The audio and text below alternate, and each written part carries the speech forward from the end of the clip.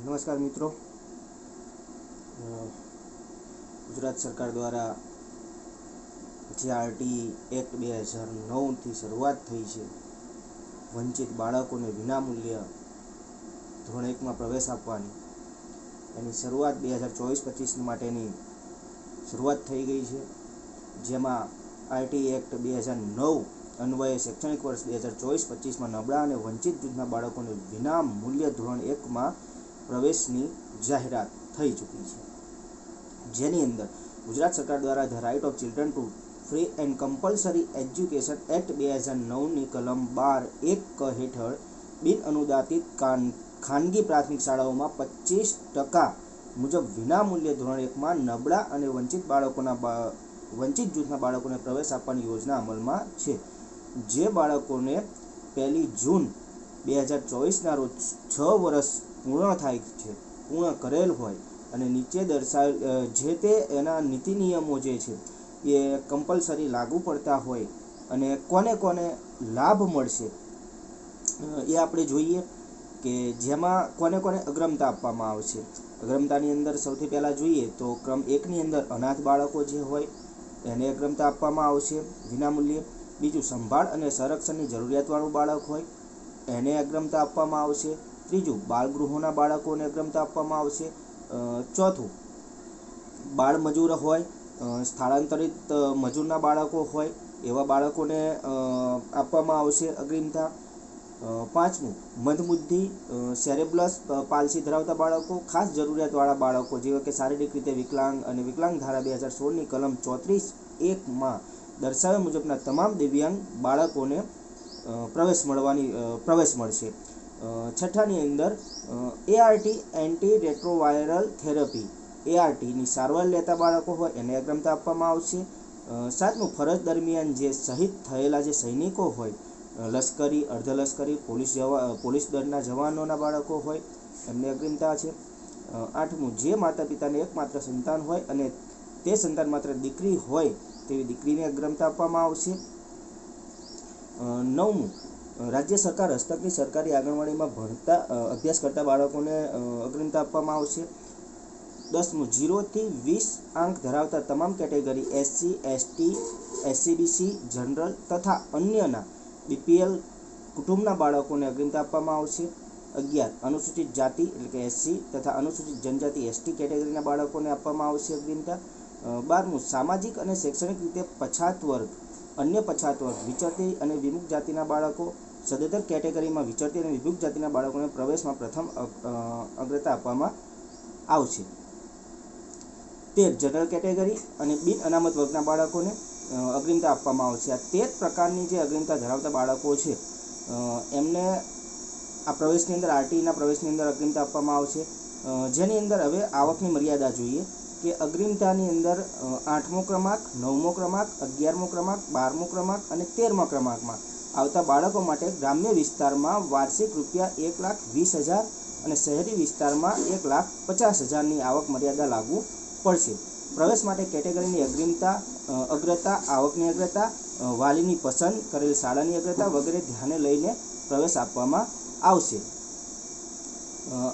હવે જોઈએ કે પ્રવેશ મેળવવા માટે બાળકના વાલીએ rt.org.gujarat.com વેબસાઇટ પર તારીખ 14/3/2024 ગુરુવારથી તારીખ 26/3/2024 મંગળવારના દરમિયાન પ્રવેશ ફોર્મ ભરી શકશે. આ અંગેની જરૂરી વિગતો જેવી કે અરજી સાથે કયા કયા આધાર પુરાવા કયા અધિકારીના રજૂ કરવાના છે તે સહિત તમામ વિગતો વેબસાઇટ પર મૂકવામાં આવેલી છે. વેબસાઇટ ઉપર તો છે, તેમ છતાં હું અહીંયા સાઈડમાં આપ જોઈ શકો છો કે ત્યાં પણ આપણે જરૂરી ડોક્યુમેન્ટો છે તેની કોપી મૂકેલી ફોટો છે.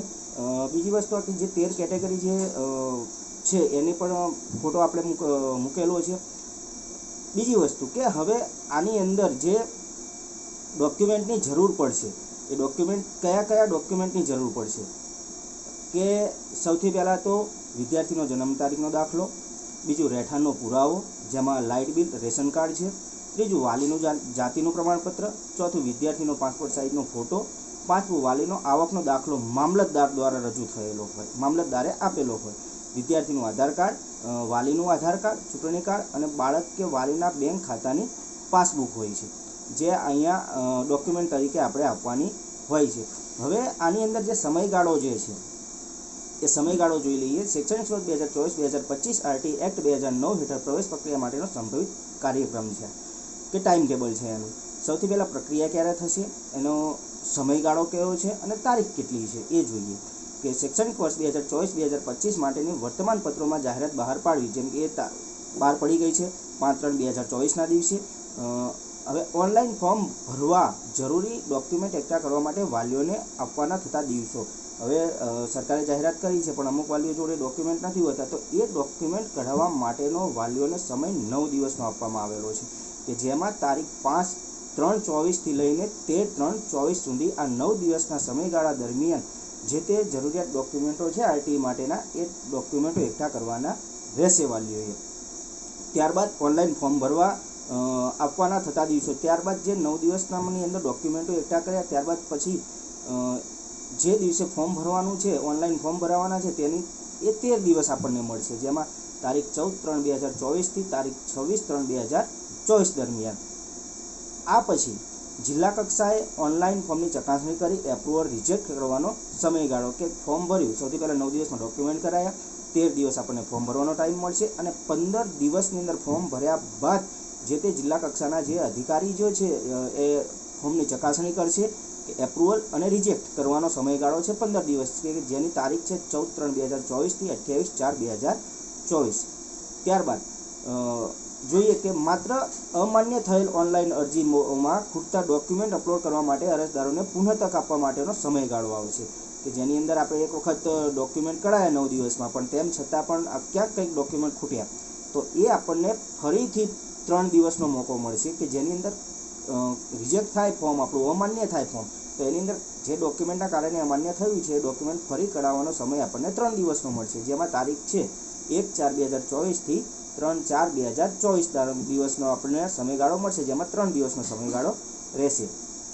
ત્યારબાદ માત્ર અમાન્ય થયેલ ઓનલાઈન અરજીઓ પૈકી પુનઃ ડોક્યુમેન્ટ અપલોડ થયેલ ઓનલાઈન ફોર્મની જિલ્લા કક્ષાએ ચકાસણી કરવાનો સમયગાળો. હવે આજે 3 દિવસનો સમયગાળો જે બીજા ડોક્યુમેન્ટ કરાવવાનો, જે લોકોના અમાન્ય થયેલા ડોક્યુમેન્ટ છે એ લોકો ફરીથી 3 દિવસમાં ડોક્યુમેન્ટ કરાવશે, ત્યારબાદ ફરીથી અપલોડ કરશે. હવે અપલોડ કર્યા બાદ ફરી 4 દિવસ જિલ્લા કક્ષાએ એ ફોર્મની ચકાસણી થશે, કે જેનો સમયગાળો છે 4 દિવસનો, તારીખ 1/4/2024થી 4/1/24.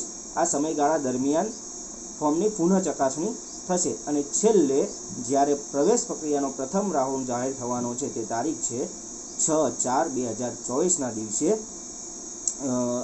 ઓનલાઈનનો પ્રથમ તબક્કો જાહેર થશે, જેમાં જે આપણે જે શાળા નજીકની શાળા પસંદ કરેલી હોય, જે તે વિદ્યાર્થીનું નામ હોય, એ રીતે આપણને ત્યાં પ્રથમ રાઉન્ડ બહાર પડશે, એમાં સિલેક્શન જે થશે એ લોકોનું નામ ત્યાં આવશે.